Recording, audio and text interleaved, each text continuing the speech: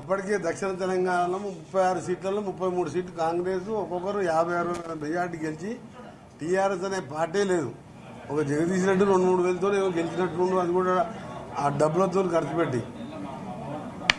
అలాంటి సందర్భంలో అక్కడ ఎమ్మెల్సీ క్యాండిడేట్ పెట్టలేక బీజేపీ సపోర్ట్ చేశారు.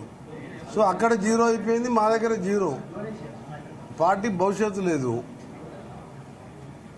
ఏదో రైతు ఏదో మీటింగ్ పెట్టింది వరంగల్, రైతుతో సభలో కూడా మీరు చూసిండ్రు. రాజు యువరాజు తప్ప వేరే వాళ్ళ ఫోటోలు లేవు సార్. అది ఈ అన్నిటి కూడా చూసి ఏంటంటే వాళ్ళకి లాభం లేదు, ఈ పార్టీ లేచినట్టు లేదు, కాబట్టి దీన్ని వాళ్ళు ఇంటర్నల్గా వాళ్ళే ప్లాన్ చేసి అమెరికా పోయే సందర్భంలో ఈరోజు వస్తున్నట్టుంది. వచ్చే సందర్భంలో ఆ లేఖ రిలీజ్ చేయడం జరిగిందని నా వ్యక్తిగత అభిప్రాయం కాదు, జనరల్ ప్రజలందరూ కూడా అదే ఆలోచనలో ఉన్నారు. మే 2వ తేదీన రాసిన లేఖ అది. ఈ రోజు కవిత వస్తుందంటే నిన్న కేటీఆర్ పోయి హరీష్ దగ్గర కూర్చొని డిస్కస్ చేసి 3 గంటలు, హరీష్ రావు 2 సార్లు అక్కడ పోయి కూర్చొని డిస్కస్ చేసి, ఇవన్నీ కూడా ఏంటంటే దాంట్లో ప్లాన్ లో బాగానే మే 2వ తేదీ కానీ పేపర్ మీద మే 2 వేస్తారు. వేస్తుంటే నువ్వు చూసినావా? మే 2వ తారీఖు రాస్తుంటే మీరు రిపోర్టర్లు చూసారు.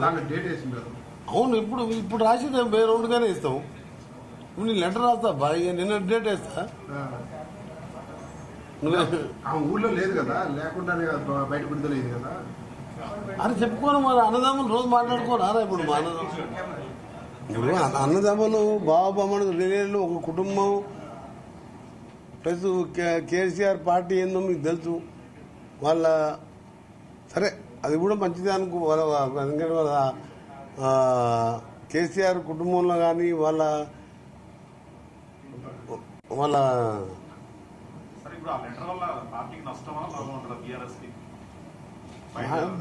పార్టీకి అది నష్టం కాదు, లాభం కాదు. అది పెద్ద జోక్గా తీసుకుంటారు పబ్లిక్. నాలాంటి వాళ్ళు అయితే నాతో పాటు మాట్లాడి చాలా మంది పొద్దుకెళ్ళి నిన్న ఇంటికెళ్ళి ఇది పెద్ద జోక్ అయిపోయింది ఈ లెటరు. మే 2వ తారీఖు ఏంది, కేసీఆర్ గారికి ఇంకా రెండు బీజేపీని 2 నిమిషాలు తిడతారా మీరు? వర్గీకరణ మీద ఎందుకు మాట్లాడలే? కులగణన మీద ఎందుకు మాట్లాడలే? ధూమ్ధామ్ కూడా ఆశించినంత బాగాలేదు. ఒక ఎంపీగా చేసి ఎమ్మెల్సీగా ఉండి ఒక ముఖ్యమంత్రి కూతురుగా అది రాసే లెటర్ పద్ధతి మీకేమన్నా, మీరు ఇంతమంది సీనియర్ మేధావులు, మీరు అందరూ ఇంటలెక్చువల్, ప్రజలని జాగృతి చేసేవాళ్ళు, మీరంతా సీనియర్ రిపోర్టర్స్, ఏం మ్యాటర్ అది? బీజేపీని 2 నిమిషాలు తిట్టి మరి ఈమె రాసిచ్చిపోయేది ఉండే వాళ్ళ ఆయనకు స్పీచు. ఇన్నిగా బీజేపీని 20 నిమిషాలు తిట్టు వర్గీకరణ చెప్పి ఈ పాయింట్ రాసిచ్చిపోతే అయిపోతున్నాయి కదా. ఆవేదన బీజేపీ 2 నిమిషాలు తిడితేంది, 20 నిమిషాలు తిడితేంది, అసలు తిడితేంది తిట్టకపోతేంది, ఇది కాదులా కాదు.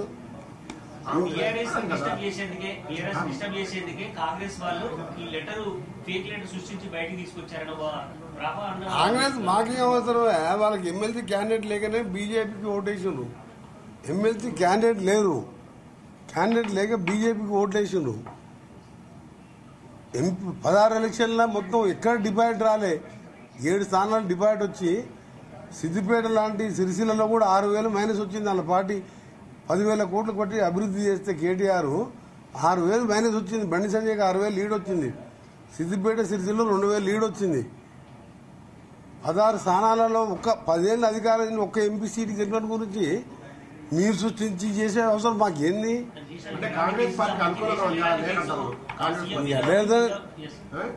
మీరు ఎందుకు ఆ పార్టీ గురించి మీరు ఆలోచిస్తున్నారు? ప్రజలు ఆలోచిస్తున్నారు, మేము ఆలోచిస్తున్నాము, మేము పట్టించుకుంటలేము. ఇక వాళ్ళ ఆధిపత్య పోరు ఏమి ఉండదండి. ఒకటి రెడ్డి, వెల్మ, బీసీ, యాదవులు ఇవన్నీ కులాలు, కానీ వాళ్ళ దాంట్లో ఏముంటుందంటే అందరూ కూడా ఏ పార్టీలు ఎదురున్నా కానీ అందరూ ఒకటైతారు. ఎందుకంటే తక్కువ జనాభా ఉన్న ఆ వర్గంలో అందరూ ఒకటే. అసలుంటిది కల్వకుంట కుటుంబంలో విభేదాలు వస్తాయంటే ఎవరు నమ్ముతారా? అసలు వెల్మ సామాజిక వర్గంలో నీకు 2% కూడా కాంగ్రెస్ ఓట్లు పడవు. 98% ఒక తాటి మీద ఉంటారు వాళ్ళు. ఎందుకంటే తక్కువ జనాభా ఉంది కాబట్టి. అటువంటిది కల్లో కుటుంబంలో విభేదాలు అంటే మీరు నమ్ముతారా?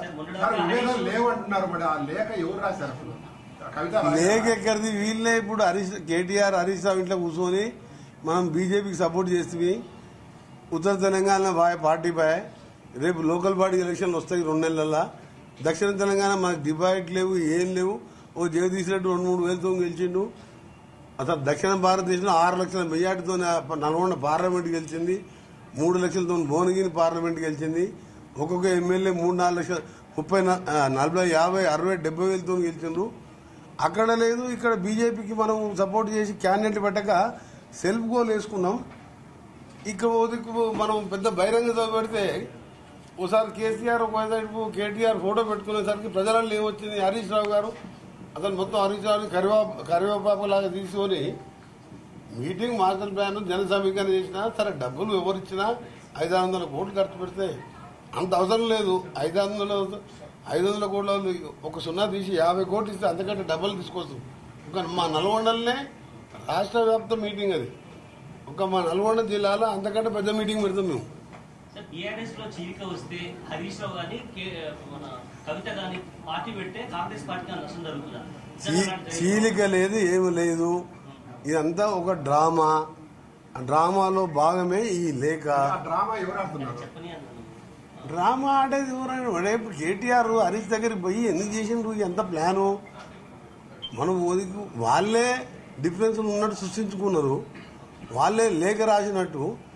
ఆ లేఖలో పాయింట్లు మీరు చూస్తే 2 పేజీలు మెచ్చుకుందంట. మహిళ 4 పేజీలు ధూమ్ధామ్ బాగాలేదు, వర్గీకరణ తిడతారా అని ఒక సుదీర్ఘ చరిత్ర ఉన్న 40-50 ఏళ్ళ అనుభవం ఉన్న కేసీఆర్ గారికి తండ్రికి లేఖ రాసే అవసరమైంది. ఎయిర్పోర్ట్కి వెళ్ళి ఇవాళ దిగుతుంది కదా. నిన్న లీక్ చేసే బదులు ఇవాళ ఎయిర్పోర్ట్కి వెళ్ళి చక్కగా 8:30కు పోయి మొత్తం జరిగే చెప్పి నువ్వు చేసేది తప్పు, అట్లాగా ఇట్లా చేసేది తెప్పేది ఉన్నాయి కదా. ఈ లేఖలో డ్రామా అయ్యింది. ఆ లేఖలో 2 నిమిషాలు ఎందుకు తిట్టావు బీజేపీని అంటే నవ్వుతున్నారు. 2 నిమిషాలు తిట్టేంది? నువ్వు అసలు బీసీ గుణగణ గురించి ఎందుకు మాట్లాడలేదు? ధూమ్ధామ్ బాగాలేదు. ధూమ్ధామ్ చూసి ఓటేస్తారా? వాళ్ళు ఏమనుకుంటారు? ధూమ్ధామ్ చూసి ఓటేస్తారు అనుకుంటారా? దళితులు ముఖ్యమంత్రి చేస్తా, దళితుల 3 ఎకరాలు ఇస్తా, మొత్తం ఒక్కొక్కరి జీవితంలో బంగారు తెలంగాణ చేస్తా. ఎట్లా మోసం చేసిందంటే అట్లా మోసం చేసి ఒకసారి, రెండోసారి పోలింగ్ ముందు రోజు రైతు బంద్ చేసి అధికారంలోకి వచ్చింది తప్ప తెలంగాణ ఉద్యమంలో కానీ తెలంగాణ రాష్ట్ర ఏర్పాటులో 4 కోట్ల మంది పాత్ర ఉంది. ఒక్కొక్క నాయకుడు, ఒక్కొక్క యువకుడు, ఒక్కొక్క చదువురాని వాడు, కులాలకు అతీతంగా ఉద్యోగులైతే కిరణ్ కుమార్ రెడ్డి డిస్మిస్ చేస్తానన్నా భయపడలేదు. సకల జన సమావేశం. నేను ఉద్యోగంలో మంత్రి పదవి రాజీనామా చేసినప్పుడు వాళ్ళమ్మడి తిరిగేది. వారు చాకులో బట్టలు ఉతుకోలేదు, బంగాళలో కటింగ్ షాపులు తెరవలేదు. సకల జనులు సమ్మె చేస్తే ఇంతమంది పిల్లలు చచ్చిపోతుంటే ఆంధ్రప్రదేశ్లో పార్టీ వద్దనుకున్నా పోయినా సరే అని చెప్పి తెలంగాణ ఇచ్చింది. ఈయనది ఏముందల్లా దళితులు ముఖ్యమంత్రి చేస్తా అది అనేసరికి ప్రజలు లేని పొంది డబుల్ బెడ్రూమ్ కట్టిస్తా, కాంగ్రెస్ వాళ్ళు కట్టేయని మొత్తం పిట్టగోడల్లాగా ఉన్నాయి. ఈ మొత్తం కట్టే ఇల్లు మొత్తం పండుగకు అల్లుడు బిడ్డ వస్తే సపరేట్ రూమ్ ఇవ్వచ్చు, డైనింగ్ హాల్, కిచెన్, అది మొత్తం ఇట్లా సినిమాలో చూపించినట్టు చూపించి 107 బహిరంగ సభలో చెప్తే ఓసారి రైతు బంధుని మోసం చేస్తే వేసింది తప్ప ఆయన తెలంగాణలో ఏముంది? నాకంటే తక్కువనే పాత్ర. నేనన్నా పదవి వదిలిపెట్టుకొని మనం తీసుకోవాలి. 3 ఏళ్ళ మంత్రి పదవి ఉండే. నాకు అందరు చెప్పి నువ్వు అనౌన్స్ చేసింది కదా ఇప్పుడు తీసుకో నువ్వు అన్నది. నేను తెలంగాణ రాష్ట్రంలో తీసుకుంటా అని చెప్పాను. అందుకనే నేనైతే దీన్ని ఒక జోక్గా తీసుకుంటున్న లెటరు మా నాయకులు కూడా చెప్తున్నా. మీరు పెద్ద ఇప్పుడు చామల కిరణ్ కుమార్ రెడ్డి గారు చెప్తే నీ అన్న అరే అంతా అది కామెడీ, అది ఇంటర్నల్ రాజకీయం, అది ఒక డ్రామా లాగా మీరు స్టేట్మెంట్ ఇవ్వండి, ఆలోచించుకోండి. లేకపోతే మేము జరిగింది ఇంకా తెలుసుకుంటాం. ఇప్పుడే తొందరపడి వాళ్ళు ఏదో కొట్టుకుంటున్నారు. మీరు సమరాలు తీసుకోకరి, వాళ్ళు ఎప్పుడు కొట్టుకోరు. ఎందుకంటే కొట్టుకుంటే ఆస్తుల గురించి బినామీనే పెట్టుకోవచ్చు. లక్షల కోట్ల ఆస్తి, అది ఎట్లా డిస్ప్యూట్ చేసుకోవాలి? ఆ బినామోడు ఏమంటాడు? అసలు నీదే కాదు నాదే అంటాడు. ఇప్పుడు ప్రభాకరం తీసుకొద్దామంటే వాడు తీసుకొచ్చి అందరు జైలుకి పోతారు. వాళ్ళకు చాలా ప్రాబ్లమ్స్ ఉన్నాయి. ఇప్పుడు ప్రభాకరావతి ఇది 20వ తారీఖు తర్వాత ఎండ్ కాదు. ఆయన ఆస్తులు జప్తు చేసుకొని ఆయన మొత్తం చేసుకున్నా కంపల్సరీ పట్టుకొస్తారు. పట్టుకొచ్చినప్పుడు అప్రూవర్ అని చెప్పేస్తారు కదా.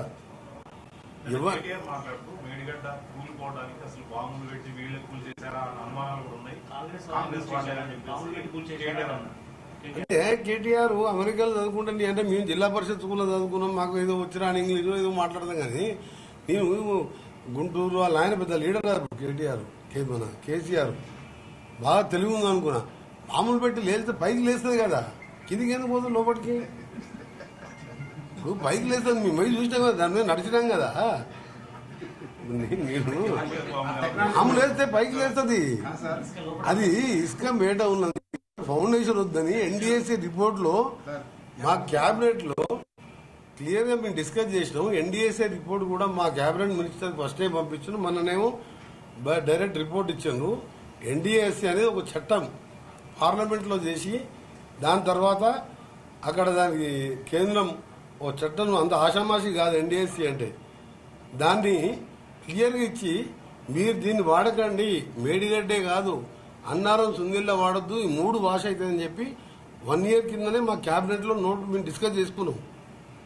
అంటే క్యాబినెట్లు అంటే మేము ఇంటర్నల్ గా మాకు ఎక్స్పర్ట్స్ మాకు ఇచ్చిన రిపోర్టుని మేము డిస్కస్ చేసుకునే మన నీళ్ళు ఆపకుండానే పోయిన పంట ఈ రబీ కాదు, యాసంగిలో గతంలో 1,52,00,000 ధాన్యం పండించినాం. ఆ నీళ్ళు ఆపకుండా 40,000తో తుమ్మిడేట దగ్గర కడితే ఈ కరెంటు బిల్లు 20,000 సంవత్సరానికి. ఈ 3 బ్యారేజీలు సరే మనం నీళ్ళు ఆపాం, రిపేర్ చేయలేము, ఆపినా 3 కొట్టుకోపోతాయి ఒకటేసారి.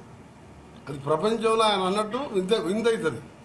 2 లక్షల కోట్ల 3 డ్యాములు కొట్టుకుపోతే అప్పుడు 8వ వింత, ఇది 3 ఏళ్లలో పూర్తి చేసినాను వింత అని చెప్పుకొని టూరిజం బస్సులు పెట్టిండు. ఒక్కసారి నీళ్లు ఆపితే 3 కొట్టుకపోతే ప్రపంచంలో నిజంగా 8వ వింత అనేది. ఇంకో కామెంట్ చేశారు, 3 కొట్టకపోతే తిరిగి టెండర్లు వేసుకున్న కమిషన్ల కోసం వీళ్ళు ప్రయత్నం చేస్తున్నారు. ఆ రకం కూడా ఆలోచన. కమిషన్ల కోసం రీకన్స్ట్రక్షన్ చేసేటప్పుడు రీకన్స్ట్రక్షన్ చేయలేమబ్బా. నేను పోయి చూసినా, నేను కాంట్రాక్ట్ చేసిన, సివిల్ ఇంజనీరింగ్ చేసిన.